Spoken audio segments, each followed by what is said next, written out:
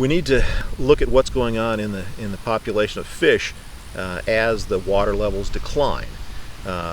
Oftentimes the bad things have already happened by this point when you're considering it.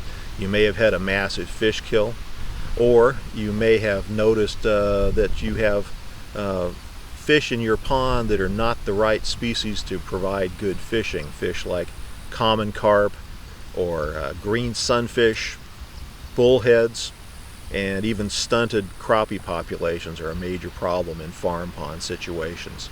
If you have those, then it's probably time to go ahead and pull the plug and start over again. Now, the way that you do that is to either drain the pond or pump it or siphon it until it's empty.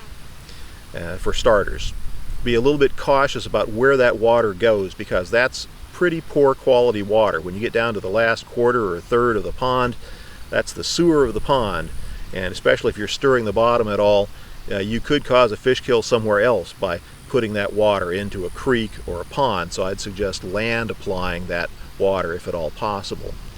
Once the pond is empty, I would go ahead and let the bottom crack, let the mud in the bottom crack until it's dry. If there are any wet spots that remain in the pond, then hit it with some quicklime, so that just you're ensuring that there are no hardy survivors. Mudcats especially are real notorious for being able to survive in those things, and you definitely want to get rid of your bullheads and mudcats. At that point, restocking, of course, occurs hopefully after the drought is over, and you have two choices. You can go with a private hatchery or the free state hatchery fish. There are pluses and minuses to both routes, but if you do lean towards the state hatchery fish, you should know that you do not have to allow the public to come in and fish your pond. That's a common misperception that I hear all the time.